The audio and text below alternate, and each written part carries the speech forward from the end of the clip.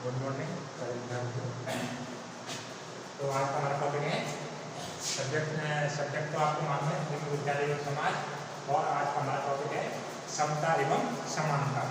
तो विद्यार्थियों, इससे पहले की जो क्लास हुई थी वो आपको सब आपने देख चुके होंगे वीडियो। अब अपन आज क्या है समता और समानता के बारे में देखेंगे। तो समता का मतलब क्या होता है और समानता का मतलब क्या होता है। अपन क्या करते हैं सामान्य बोलचाल की भाषा में, है ना, सामान्य बोलचाल की भाषा में क्या करते हैं समता एवं समानता दोनों शब्दों को एक जैसे ही मानते हैं और दोनों का एक ही अर्थ निकाल देते हैं। अगर किसी ने आपको समता शब्द का अर्थ पूछा है तो आप वही इसमें अर्थ बताएंगे, और समानता का अर्थ पूछा है तो भी वही बताएंगे।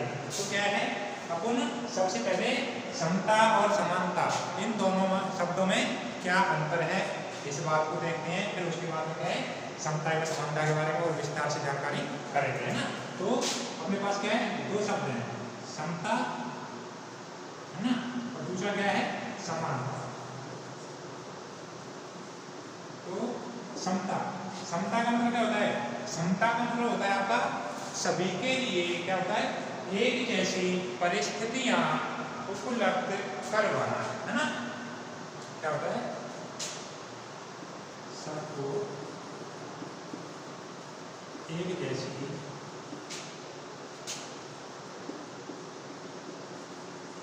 परिस्थितियां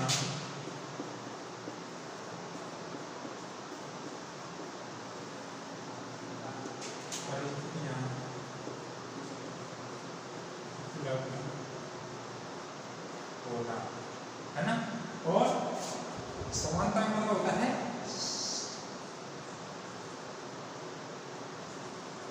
सबको समान व्यवहार देना, या सभी के साथ समान व्यवहार करना। तो एक जैसी परिस्थितियां उपलब्ध करवाना है, एक जैसा व्यवहार करना, इन दोनों बातों में क्या होता है अंतर होता है। अपन क्या है जैसे कि अपन अपने क्लास को ही ले लेते हैं, तो क्लास में क्या होता है, क्लास में क्या होता है सभी बच्चे एक जैसे नहीं होते हैं, ना तो वो मानसिक रूप से एक जैसे होते हैं, ना ही वो शारीरिक रूप से होते हैं, है ना, ना ही वो बौद्धिक स्तर से होते हैं, है ना। तो जैसे कि अपन सामान्य एक एग्जाम्पल लेते हैं शारीरिक रूप से, तो क्लासरूम में क्या है, ये तो है नहीं कि अपने क्लासरूम में एक ही बच्चा होता है ना। क्लासरूम में क्या होता है एक से अधिक बच्चे होते हैं, तो उन बच्चों में क्या होता है किसी की मानसिक स्थिति अच्छी नहीं है, किसी की शारीरिक स्थिति अच्छी नहीं है, ठीक है ना। तो हम क्या करते हैं जैसे कि किसी की अगर शारीरिक स्थिति नहीं है, जैसे कि कोई व्यक्ति आंखों से क्या करता है उसे आंखों से कम दिखाई देता है, और वह क्या करता है कक्ष में, है ना, सबसे पीछे आगे बैठ जाता है। तो एक तो उसके साथ दो समस्या हुई, एक तो पीछे बैठा हुआ है, और दूसरी बात क्या है उसकी जो देखने की क्षमता है वह क्या है क्लियर नहीं है ना। उसमें क्या है दृष्टि दोष है, वो क्या है श्यामपट्टन जो शिक्षक के द्वारा किया जाता है उसे अच्छे से नहीं समझ में आ रहा है, तो शिक्षक क्या करेगा, शिक्षक उस विद्यार्थी को पीछे से आगे बैठाएगा, है ना। आगे बैठाने के बाद में क्या है उसकी जो श्रवण जो देखने की दृष्टि शक्ति है वो क्या है अच्छी हो जाएगी, क्योंकि उनके श्यामपट्ट के नजदीक आ जाएगा, और वह क्या है आराम से सीखने में उसे पढ़ने में मजा आएगा।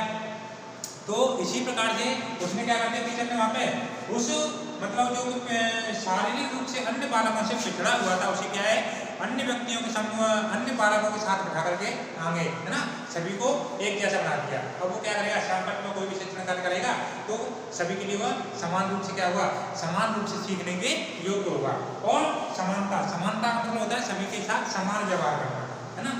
उसने एक शिक्षक के द्वारा पीछे से अगर एक नजर जिसकी कम है उसे आगे उठा दिया गया तो वह उसके साथ में विशेष सुविधा नहीं दी गई है, वह उसको क्या है ओनली समता की गई है और समानता का व्यवहार। अब क्या है पूरी क्लासरूम में जितने भी बच्चे हैं, है ना, शिक्षक के द्वारा अगर कोई टॉपिक पढ़ाया जाता है ना, तो उसमें ये नहीं कि वो सामने जिस बच्चे को बिठाया गया है उस बच्चे को ही ज़्यादा पढ़ाएगा या उस बच्चे से उसका अधिक लगाव है, ऐसा कुछ नहीं है। उसका क्या होता है उसका क्या है अपने किसी भी टॉपिक को किसी भी प्रकरण को पढ़ाते समय सभी छात्रों के साथ में कैसा व्यवहार होता है एक जैसा व्यवहार होता है ना। तो समता एवं समानता मतलब आ गया, समता मतलब समान परिस्थितियां मतलब किसी पिछड़े हुए व्यक्ति को सभी के बराबर लाना, है ना, और समानता का होता है सभी के साथ में एक जैसा व्यवहार करना। इसमें क्या है अपने आप लोगों ने जैसे कि हमारा भारत देश 1947 में आज़ाद हुआ, है ना, तो 1947 में आज़ादी से पहले भारत में क्या है तो भेदभावपूर्ण व्यवहार किया जाता था, उससे पहले भी, है ना। तो ये समानता सबके साथ में एक जैसा व्यवहार, जो समानतावादी थे मतलब समानता एक जैसा व्यवहार करने के जो समर्थक थे, विद्वान थे, उन्होंने क्या किया, उन्होंने इस चीज़ का विरोध किया। किस चीज़ का? मतलब समाज में जो भेदभाव होता था उसका विरोध किया कि मतलब ये भेदभाव क्यों हो रहा है ना, किसी की जाति के आधार पर, धर्म के आधार पर, लिंग के आधार पर, है ना, उसके खान पान के आधार पर, रहन सहन के आधार पर, वेशभूषा के आधार पर, वो क्या होता है, तो उनके बीच में क्या होता था, उनके बीच में मतभेद देखने के लिए मिलता था, है ना, किसी क्षेत्र विशेष के आधार पर। तो सबसे पहले आपका मतलब समानता के लिए, मतलब जो भेदभाव, जो संपूर्ण विश्व में भेदभाव किया जाता था, उस भेदभाव के विरोध में सबसे पहले क्रांति कहाँ हुई थी? सबसे पहले आपकी 1776 में अमेरिका में एक विद्रोह हुआ था, है ना। 1776 में कहाँ हुआ था? अमेरिका में। और 1776 में तो हुआ था आपका अमेरिका में, और 1789 में हुआ था आपका फ्रांस में, है ना। 1789 में हुआ था आपका फ्रांस में।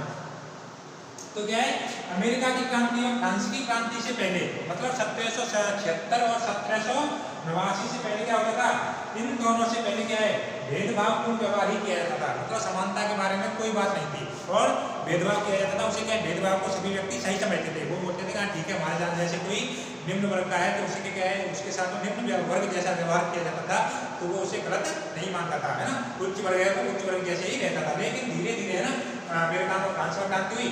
इन दोनों क्रांतियों के फलस्वरूप क्या हुआ, संपूर्ण विश्व में समानता का, मतलब सभी के साथ में समान व्यवहार करने का, समानता के अधिकार की क्या मांग उठने लगी। और मांग उठते उठते, है ना, भारत 1947 में भारत आजाद हुआ। भारत की आजादी के समय जब हमारे देश का संविधान का निर्माण किया गया, तो संविधान के निर्माण करते समय हमारे देश में भी, है ना, सभी के लिए समानता की बात कही गई थी, है ना। क्योंकि अपने देश में भी क्या है, कई वर्गों में अपने जैसे कि बटे हुए थे ना, हिंदू, मुस्लिम, सिख, ईसाई, जैन, अल्पसंख्यक, है ना, हिंदुओं में जैसे अनुसूचित जाति, जनजाति, अन्य पिछड़ा वर्ग ऐसे होते थे। तो उनके लिए क्या हुआ, जैसे शुरुआत से कोई जैसे उच्च वर्ग था, है ना, ब्राह्मण, क्षत्रिय, है ना, तो उनके लिए क्या है, जैसे वो क्या, उनको उच्च वर्ग का माना गया। वो क्या है, पहले से शिक्षित होते थे, है ना, राजकीय कार्यों में उनका नियुक्तियाँ होती थी, है ना, उनको सारी जानकारियाँ होती थी। लेकिन जो निम्न वर्ग के व्यक्ति होते थे, है ना, उनके साथ में भेदभावपूर्ण व्यवहार किया जाता था। क्यों? क्योंकि उनको किसी चीज़ की जानकारी नहीं थी। तो जानकारी नहीं होने के कारण क्या होता, अपने देश में जब 1950 26 जनवरी 1950 को अपने देश का संविधान लागू हुआ, तो उसमें क्या है, अन्य पिछड़ा वर्ग, विशेष वर्गों के लिए, अनुसूचित जाति, जनजातियों के लिए क्या है, विशेष प्रावधान किए गए। उन विशेष प्रावधानों में ऐसे क्या किया गया, जैसे कि अनुच्छेद है, जैसे पहले 14वां अनुच्छेद है ना, तो 14वें अनुच्छेद में क्या किया गया है, कानून के समक्ष समानता। मतलब कानून होता है, कानून सभी व्यक्तियों के लिए समान होता है। अगर किसी की एक बहुत अधिक पैसे वाले ने, है ना, या फिर किसी उच्च वर्ग के व्यक्ति ने किसी एक व्यक्ति की हत्या कर दी, तो ये नहीं कि उसने हत्या कर दी तो उसे कोई सजा नहीं मिलेगी, और किसी निम्न वर्ग वाले ने हत्या कर दी तो उसे डबल सजा मिलेगी। ऐसा कुछ भी नहीं है। मतलब अगर वह चाहे उच्च वर्ग का है चाहे निम्न वर्ग का है ना, तो अनुच्छेद 14 आर्टिकल जो है वो यही बोलता है कि कानून के समक्ष समानता। मतलब कानून की नज़र में, है ना, सभी व्यक्ति समान है, चाहे वो ब्राह्मण हो, क्षत्रिय हो, वैश्य हो, शूद्र हो, है ना, उच्च वर्ग से संबंधित हो, निम्न वर्ग से संबंधित हो, कोई भी हो, है ना, तो कानून के समक्ष सभी व्यक्ति समान है। उसी प्रकार से, है ना, आर्टिकल 15, है ना, आर्टिकल 15 में क्या किया गया है, इसमें बोला गया अनुच्छेद 15 में धर्म, मूल वंश, जाति, है ना, जन्म स्थान, लिंग, वर्ण, है ना, इसके आधार पर किसी प्रकार का कोई भेदभाव नहीं किया जाएगा। जैसे कि कोई हिंदू है या जैन है ना, और वहाँ पे क्या है, हिंदू अधिक है और मुसलमान कम है, तो उनके साथ में मतलब बीच व्यवहार किया जाए, ऐसा नहीं होगा। क्यों? क्योंकि अपने संविधान के द्वारा सभी को समान बात कही गई है ना। तो ना तो अपन क्या किसी धर्म के आधार पर, ना ही उसके लिंग के आधार पर, ना ही उसके जन्म स्थान के आधार पर, और ना ही उसके रंग के आधार पर उसके साथ भेदभाव नहीं कर सकते हैं, है ना। आर्टिकल 16 में जैसे कि आपको बताया गया है, लोक नियोजन के विषय में स्व अवसर की समानता, है ना। सरकार, लोक नियोजन मतलब होता है सरकारी पद ग्रहण करने में, है ना, लोग जिसे जनता का कल्याण करने वाले जो पद होते हैं ना, उन पर क्या है, सभी को वह पद पाने की सभी की क्या होती है, समान रूप से सभी को अधिकार होता है ना। तो इन अधिकारों में समानता लाने के लिए क्या किया गया, इन अधिकारों में सभी में समानता लाने के लिए अपने संविधान में ना आरक्षण की, है ना, रिजर्वेशन की व्यवस्था की गई थी। उसका मतलब क्या था, उसका मतलब ये था कि अगर कोई निम्न वर्ग का व्यक्ति, वह क्या है, आर्थिक रूप से पीछे है ना, उसे जानकारी नहीं है किसी क्षेत्र विशेष की, तो संविधान को लागू करते समय 10 साल के लिए प्रावधान किया गया था कि उच्च वर्ग के लिए तो कोई विशेष छूट नहीं दी जाएगी, लेकिन निम्न वर्ग के लिए विशेष छूट दी जाएगी। और उस विशेष छूट के आधार पर क्यों दी गई थी? वह इसलिए दी गई थी जिससे कि वह मतलब उनका जो आर्थिक रूप से वो पिछड़े हुए थे वह क्या है, सामान्य वर्ग की श्रेणी में आ जाए। लेकिन धीरे धीरे ये क्या हुआ, जब यह लागू हुआ 10 साल के लिए हुआ, लेकिन वर्तमान में है ना इस चीज का क्या हो रहा है, इस चीज का थोड़ा दुरुपयोग हो रहा है। दुरुपयोग कैसे हो रहा है? जो कि राजनीतिक पार्टियां होती है, राजनेता होती है, वो इसका वोट बैंक के रूप में प्रयोग करने लगे हैं, है ना। तो मतलब इसी प्रकार से समानता लाने के लिए यह सारी बातें कही गई थी। तो ये समानता, ठीक है ना, और समता, ये दोनों बातें आपकी समझ में मेरे हिसाब से आ गई होंगी। अब अपन लेते हैं इसमें समता और समानता का जो अर्थ होता है, ये अर्थ क्लियर हो गया। अर्थ के बाद में आपके आते हैं, इनमें क्या है, अंतर क्या होता है ना, समता एवं समानता में क्या अंतर होता है। तो इसके अंतर के लिए आपको क्या है, सबसे पहले समता के बारे में देखेंगे। किसके बारे में? समता के बारे में। तो समता का मतलब क्या होता है, यह क्या होती है, इस सिद्धांत के अनुसार क्या होता है, व्यक्तियों में अलग अलग क्षमताएं या कमियां पाई जाती है ना। क्या होता है, इनमें अंतर क्या है, इनमें अलग अलग क्षमता या अलग अलग कमियां पाई जाती हैं। जैसे कि किसी व्यक्ति में क्या है, किसी व्यक्ति कोई व्यक्ति तो बहुत कैसा है, प्रतिभाशाली है ना, या फिर कोई व्यक्ति निम्न वर्ग का है, या फिर उसकी शारीरिक रूप से मानसिक रूप से वो कैसा है, असहाय, मतलब सामान्य नहीं है। तो इसमें क्या है, भिन्नताएं पाई जाती है। इसमें समता में। और समानता में क्या होता है, समानता में होता है आपका, इसमें मतलब सभी व्यक्ति एक समान होते हैं, सभी के साथ में मतलब जो सामान्य रूप से एक जैसे हो जाते हैं वो समान होते हैं। इसमें क्या है, मतलब भिन्नता पाई जाती है। समता में भिन्नता पाई जाती है, इसमें समान होते हैं, है ना। अंतर हो गया पहला। दूसरा अंतर आपका हो जाएगा, सभी को अपनी क्षमता के अनुसार क्या होता है, अवसर मिलना चाहिए। इसमें समता में, समता में क्या होता है, सभी को अपनी क्षमता के अनुसार अवसर मिलना चाहिए, है ना। जैसे कि कोई अल्पसंख्यक वर्ग का है, अनुसूचित जाति का है, जनजाति का है ना, तो उनके लिए क्या, जैसे कि संविधान के द्वारा, है ना, सरकार को क्या है, संविधान के द्वारा जो विशेष प्रावधान दिए गए, उन प्रावधानों के अनुसार हमको क्या विशेष सुविधा दी जानी चाहिए, ठीक है। ये होगी समता, मतलब उनको विशेष सुविधाएं दी जाएंगी, जब तो आप अपने अवसर को क्या करेंगे, अवसर को प्राप्त कर सकेंगे। और दूसरा उसमें समता में दूसरा समता हो गया, और समानता में आपका दूसरा आएगा, सभी के लिए अवसरों की समानता होनी चाहिए, है ना। सभी के लिए अवसरों की समानता होनी चाहिए। यहाँ पे समानता में समानता होगी, यहाँ पे क्या है, विशेष प्रावधान होंगे। दूसरी होगी अंतर। तीसरा अंतर आता है आपका समता में, तीसरा अंतर जो आपका आता है वह आपका समान क्षमता वालों के साथ में क्या करना चाहिए, समान व्यवहार होना चाहिए, ठीक है ना। समता क्या होता है, समान क्षमता वालों के साथ में समान व्यवहार होना चाहिए, है ना। जैसे कि कोई है ना पैर से विकलांग है, या फिर कान से बहरा है, या फिर आंख से अंधा है ना, तो क्या है, या फिर मानसिक रूप से वह स्वस्थ नहीं है, तो उसके साथ में समान व्यवहार होना चाहिए सभी के साथ में। ये नहीं है कि कोई एक व्यक्ति मतलब शारीरिक रूप से विकलांग है या असहाय है, तो उसी एक व्यक्ति विशेष को नहीं, उसके अंतर्गत आने वाले सभी शारीरिक रूप से जो असहाय है उनके साथ में समान व्यवहार होना चाहिए, है ना। क्योंकि समता, सभी को समान अवसर देना। और समानता में क्या होता है, सभी के साथ समान व्यवहार होना, है ना।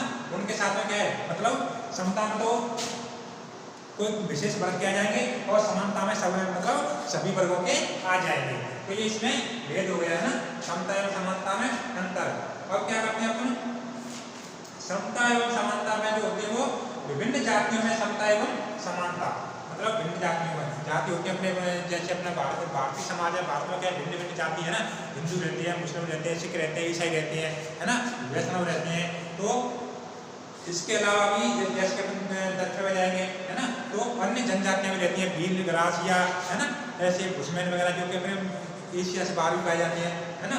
तो ये क्या है, भिन्न भिन्न जाति या जनजातियां होती हैं। तो इनके लिए क्या है, विभिन्न जातियों के लिए क्या किया गया है, सभी देशों में समता एवं समानता, इनके साथ में इनको कैसे समता एवं समानता के अधिकार को किस प्रकार से इनको प्रदान किया जाए, तो इसके बारे में अपन देखते हैं। तो सबसे पहले अपन क्या है देखें, तो जो इसमें आपका आता है, जैसा कि पहले हमने भी आपको बताया था, है ना, समता एवं समानता के बारे में क्या अंतर होता है।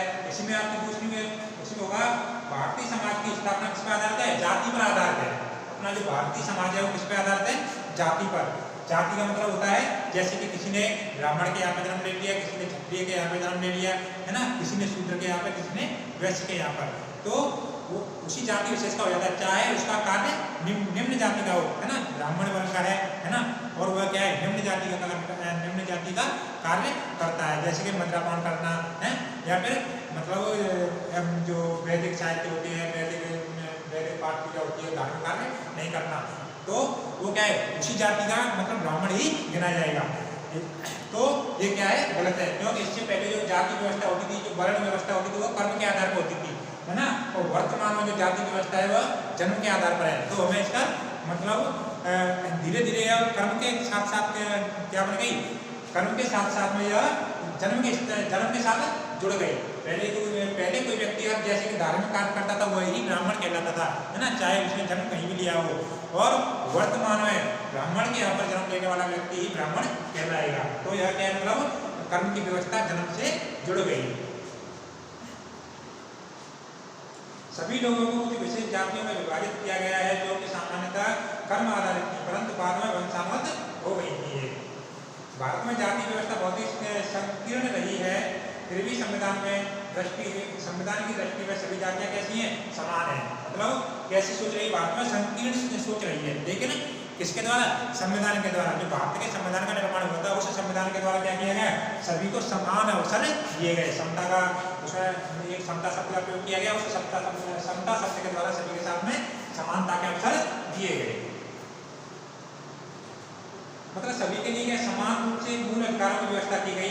ये मूल अधिकार क्या है, सबको भारत में समान रूप से क्या करने के लिए, रहने के लिए, खाने के लिए, है ना, और अपने निवास स्थान बनाने के लिए, शिक्षा प्राप्त करने के लिए, और क्या है, भ्रमण करने के लिए, है ना, धार्मिक स्थानों पर आने जाने के लिए, है ना, और वहाँ पर पर्यटन की सुविधा जो दी गई है, उस पर्यटन के क्षेत्रों को देखने की सारी सुविधाएं सभी के लिए समान रूप से की गई थी। कोई गलती करने पर सजा के प्रावधान के सभी के लिए समानता है। अब आप कहेंगे तो किसके आधार पर हो गया, वर्ग के आधार पर, है ना, जाति के आधार पर, मतलब जातियों के आधार पर कोई व्यक्ति किसी के साथ कोई भेदभाव नहीं करेगा। ये नहीं है कि कोई निम्न जाति का है तो उसे किसी मतलब मंदिर विशेष में या किसी स्थान विशेष में जाने से रोका जाए, ऐसा कुछ भी नहीं है। सभी के लिए क्या समान व्यवहार है, चाहे वो किसी भी जाति का हो, किसी भी लिंग का हो, है ना, किसी भी रंग का हो, किसी भी वर्ण का हो, ठीक है ना, चाहे उसकी कैसी भी वेशभूषा हो। अपन क्या जाति के आधार पर किसी भी व्यक्ति के साथ में कोई भी भेदभाव नहीं कर सकते हैं। तो ये जाति के आधार पर समता की समानता हो गई। अब जाति के बाद में आप क्या आते हैं, धर्म के आधार पर, है ना, धर्म आधारित समता व समानता। तो धर्म के आधार पर जैसे कि भारत में विभिन्न धर्म पाए जाते हैं, है ना, हिंदू, मुस्लिम, सिख, ईसाई, जैन, वैष्णव, है ना। तो इनमें कैसे होता था, जैसे कि यह बात सभी जानते हैं कि मनुष्य ईश्वर की अनुपम क्या है, अनुपम कृति है, परंतु सभी को उसी ईश्वर को मानने के लिए, पूजने के लिए किए गए उपायों के आधार पर विभिन्न धर्म बने, है ना। ईश्वर ने सभी को एक जैसा बनाया, सभी हर तरह से समान है। मतलब ईश्वर के द्वारा क्या है, जैसे कि अपना भारत है ना, अपनी क्लास में, है ना, अपनी क्लास में कोई हिंदू है, कोई मुस्लिम है ना, कोई सिख है, ईसाई है, या फिर कोई ब्राह्मण है ना, कोई जाति से राजपूत है ना, कोई अनुसूचित जाति का है, कोई अनुसूचित जनजाति का है। तो ये क्या है, भगवान ने कहीं से बना के नहीं भेजा है। कैसे ये अपने भारतीय समाज की एक व्यवस्था है, उस व्यवस्था में कैसे जन्म के आधार पर ही उनका विभाजन हो गया, है ना। उनके शारीरिक रूप से, है ना, उनके शरीर पर जब ईश्वर के द्वारा किसी व्यक्ति की जो निर्माण किया जाता है, तो निर्माण करने में ईश्वर के द्वारा यह भेदभाव नहीं किया जाता है कि यह ब्राह्मण के यहाँ पर जन्म लेगा तो उसे क्या है, हमें किसी विशेष सुविधा देनी है ना, या फिर यह निम्न वर्ग के यहाँ पर जन्म लेगा तो उसे निम्न सुविधा देनी है, ऐसा कुछ भी नहीं है ना। तो धर्म के आधार पर सभी समान है, लेकिन मानव के द्वारा ही अपने धर्म के आधार पर क्या है, मनुष्य क्या कर लेता है, विभाजन कर लेता है ना, पहनावे के आधार पर, है ना, पूजा पाठ करने का जो तरीका होगा उस तरीका के आधार पर, है ना, उनकी मान्यता करने के आधार पर, है ना। तो इस यह होता है, इस प्रकार से धर्म के आधार पर क्या है, सभी में समता एवं समानता की बात कही गई है। धर्म के बाद में आपकी आती है आपकी मतलब अक्षमता के संदर्भ में समता और समानता। अक्षमता का मतलब होता है किसी कार्य को करने में जैसे कि असमर्थ होना, तो उस कार्य को कैसे असमर्थ होगा, तो उस कार्य को करने के लिए क्या क्या प्रावधान किए गए हैं, है ना। असमर्थ हुआ शारीरिक रूप से हो सकता है, मानसिक रूप से हो सकता है ना, धार्मिक रूप से भी हो सकता है, आर्थिक रूप से भी हो सकता है ना, और किसी वर्ग विशेष के कारण भी हो सकता है। तो इन आधारों पर कैसे होता है, जैसे कि अपन पहले सबसे पहले लेते हैं शारीरिक अक्षमता। तो शारीरिक अक्षमता का मतलब होता है जैसे कि कोई व्यक्ति, है ना, अपने पैर से, हाथ से, या फिर जैसे कि कान से, आँख से अंधा होना, बहरा होना, बूढ़ा होना, लंगड़ा होना, है ना, ये कैसे होते हैं, शारीरिक रूप से अक्षमताएं होती हैं। तो इन व्यक्तियों के लिए क्या करना, विशेष प्रावधान करना, है ना। शारीरिक रूप के बारे में आपकी आती है कौन सी आती है? मानसिक अक्षमता, है ना, मानसिक रूप से। इसमें क्या होता है, इस प्रकार की अक्षमता का पता कैसे लगाते हैं, मतलब बुद्धि लब्धि के द्वारा, है ना, IQ होता है, IQ के द्वारा पता कैसे लगाते हैं, जैसे कि कोई व्यक्ति है ना, कोई व्यक्ति का जन्म लेने के बाद शिक्षा प्राप्त कर रहा है ना, तो शिक्षा को क्या है, जैसे 10 साल से 15 साल से पढ़ रहा है, लेकिन क्या है, वो बहुत अच्छे नंबर नहीं ला पा रहा है। एक व्यक्ति ने 4-5 साल से पढ़ना शुरू किया, वो बहुत अच्छे नंबर ला रहा है ना। तो इसके लिए क्या एक सूत्र होता है, जैसे मानसिक आयु बटे वास्तविक आयु इंटू 100, है ना। तो जैसे कि मानसिक आयु, जैसे कि कोई बालक है, वह क्या है, क्लासरूम में बैठा हुआ है ना, जैसे कि वह 10वीं क्लास में पढ़ता है, लेकिन वो क्या, उसे 12वीं क्लास तक की क्या है, 12वीं क्लास तक की उसे चीजें याद है ना।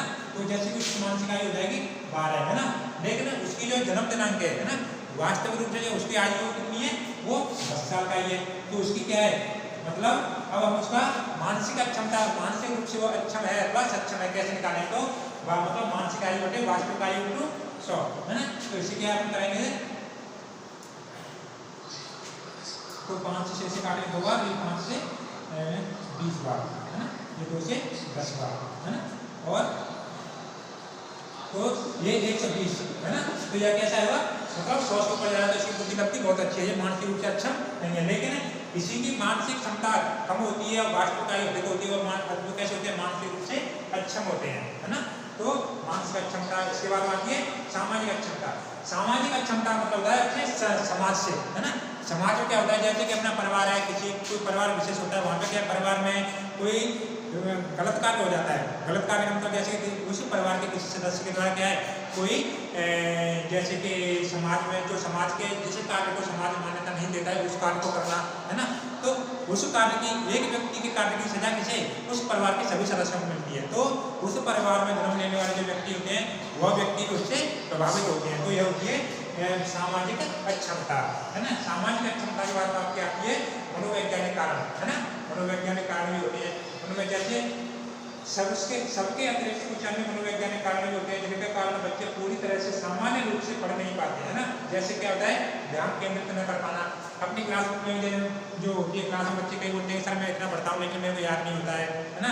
कई बोलते हैं, सर मैं तो थोड़ा 1 घंटे पढ़ता हूँ, मेरे को सारा याद हो जाता है। किसी बच्चे को एक बार पढ़ने के बाद ये हमेशा के लिए हो जाता है, किसी बच्चे को 2-3 बार पढ़ने के बाद भी नहीं होता है। तो वो क्या है, याद करने वाली, है ना, ध्यान केंद्रित न कर पाना। तो इसका सबसे बड़ा कारण क्या होता है, वो अपने ध्यान को केंद्रित नहीं कर पाते हैं। दूसरा होता है अक्षरों को नहीं पहचान पाना, है ना। मतलब बच्चों को जो क्या IQ कम होने के कारण वो क्या करते हैं, अच्छे शब्दों को नहीं पहचान पाते हैं, जल्दबाजी में गलत पढ़ देते हैं उसको, या फिर उसका मतलब गलत निकाल देते हैं। तो ये आते हैं मनोवैज्ञानिक कारणों में। और उसके बाद में आपका एक और आता है, अपनी बात को सही प्रकार से संप्रेषित नहीं कर पाना। तो ये क्या है, भिन्न भिन्न समस्याएं होती हैं। तो ये क्या हो गया आपका अक्षमता एवं जो क्षमता एवं समानता के बारे में मैंने आपको बताया। क्षमता और समानता के बाद में अब आपका आता है जो नया टॉपिक आता है आपका, जो आपको हम अगली क्लास पढ़ाएंगे।